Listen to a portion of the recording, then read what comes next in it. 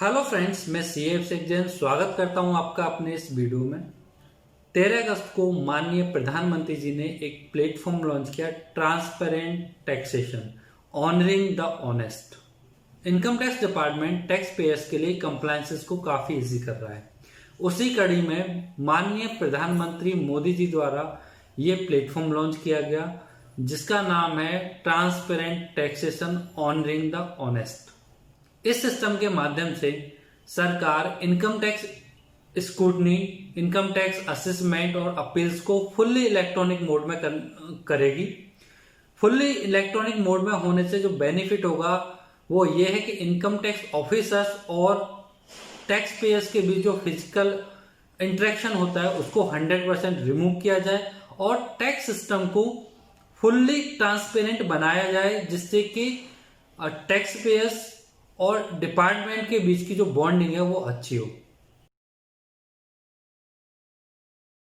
Transparent taxation honouring the honest platform के माध्यम से 3 चीज़ों की बात की गई है: faceless assessment, faceless appeals, tax payers charter.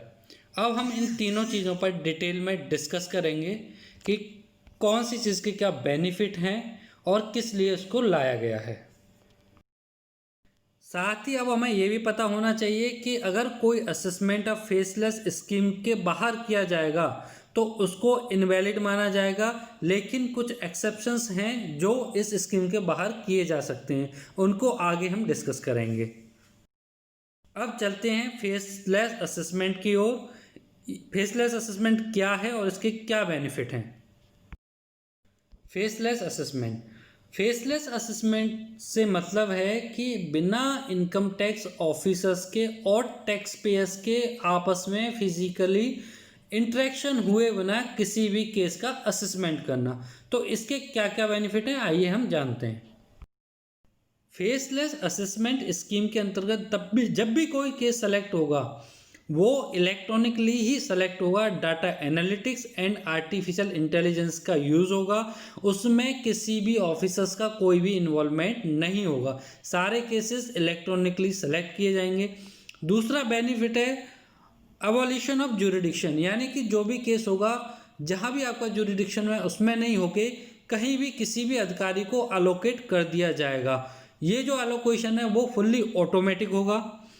तीसरा जो बेनिफिट है ऑटोमेटिक अलोकेशन, ये हम बताइए चुके। चौथा जो बेनिफिट है वो है issuance of document identification number. जो भी आपके पास नोटिस जाएगा, जो भी कम्युनिकेशन होगा, उसका एक स्पेसिफिक नंबर होगा जिसको बोलेंगे डॉक्यूमेंट आइडेंटिफिकेशन नंबर। इस स्कीम का नेक्स्ट जो बेनिफिट है वो है नो फिजिकल इंटरफेस, यानी कि टैक्स पेयर्स को डिपार्टमेंट जाने की ज़रूरत नहीं है। सारा जो वर्किंग है वो ऑनलाइन ही होगी। नेक्स्ट बेनिफिट है team based assessment and team based review, यानी कि जो भी केस का डिसीजन होगा वो पूरी एक टीम करेगी, किसी एक अधिकारी पर बेस्ड नहीं होगा। जो असेसमेंट ऑर्डर होगा एक सिटी में ड्राफ्ट होगा, दूसरे सिटी में रिव्यू होगा और फाइनल वो किसी थर्ड सिटी में होगा। यानी कि सारा काम एक अधिकारी एक सिटी में नहीं होगा, ये अलग अलग सिटीज़ में होगा, अलग अलग अधिकारियों के द्वारा होगा। बात करते हैं एक्सेप्शंस की कि कहाँ फेसलेस असेसमेंट से हमें छूट दी गई है। सीरियस फ्रॉड्स के केस में, मेजर टैक्स इवेजन के केस में, सेंसिटिव एंड सर्च मैटर्स में, या इंटरनेशनल टैक्सेशन में, या ब्लैक मनी और बेनामी प्रॉपर्टी के केस में फेसलेस असेसमेंट करना जरूरी नहीं है। अब चलते हैं फेसलेस अपील्स की तरफ। फेसलेस अपील्स के क्या फीचर्स हैं और कहाँ कहाँ फेसलेस अपील्स एप्लीकेबल नहीं है। फेसलेस अपील्स में, फेसलेस अपील्स का जो एलोकेशन है वो कंट्री में किसी भी ऑफिसर्स को रैंडमली किया जाएगा। सेकंड, किस ऑफिसर को वो अपील अलॉट की गई है उसकी आइडेंटिटी को हाइड रखा जाएगा, ये बताया नहीं जाएगा कि कौन ऑफिसर उस अपील को हैंडल कर रहा है। और तीसरी इसमें कि आपको ऑफिस विजिट करने की ज़रूरत नहीं है, सब कुछ फेसलेस यानी कि ऑनलाइन ही होगा। इसमें भी जो डिसीजन है वो टीम बेस्ड होगा और रिव्यू भी टीम बेस्ड होगा। अब किन केसेस में एग्जेम्पशन है जहां हम बिना फेसलेस अपील भी कर सकते हैं? सारे केसेस वही हैं जो प्रीवियस वाले हमारे असेसमेंट वाले में थे। Serious frauds, major tax evasion, sensitive and search matters, international taxation, black money act और बेनामी प्रॉपर्टी के केस में फेसलेस वाली प्रोसेस एप्लीकेबल नहीं होगा, उसको बिना फेसलेस भी कर सकते हैं। ये केसेस कि इसमें भी छूट दी गई है। चलते हैं सिटीजन चार्टर पर। इनकम टैक्स डिपार्टमेंट के क्या कमिटमेंट हैं टैक्स पेयर्स के लिए, वो अब हम जानते हैं। सबसे पहला, फेयर एंड रीजनेबल ट्रीटमेंट, यानी डिपार्टमेंट द्वारा जो भी कार्य किया जाए एकदम फेयर एंड रीजनेबल होगा। टैक्स पेयर्स को ऑनेस्ट ट्रीट किया जाएगा। नेक्स्ट, मैकेनिज्म जो भी होगा अपील और रिव्यू का पूरा प्रोवाइड किया जाएगा। Complete and accurate information tax payers को प्रोवाइड करी जाएगी। टाइमली डिसीजन किया जाएगा।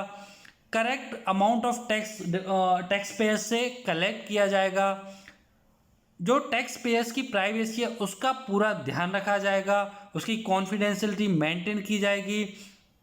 नेक्स्ट, ऑफिसर्स की जिम्मेदारी फिक्स की जाएगी, अथॉरिटीज़ को अकाउंटेबल बनाया जाएगा। कंप्लेंट का मैकेनिज्म भी होगा उसमें कि अगर टैक्स पेयर्स को कोई कंप्लेंट करनी है तो वो किस तरह उस कंप्लेंट को करेगा। फेयर और जस्टिफाइड सिस्टम होगा। पीरियोडिकली सर्विस की रिपोर्ट पब्लिश की जाएगी और जो कंप्लायंस की कॉस्ट है उसको भी मिनिमम किया जाएगा।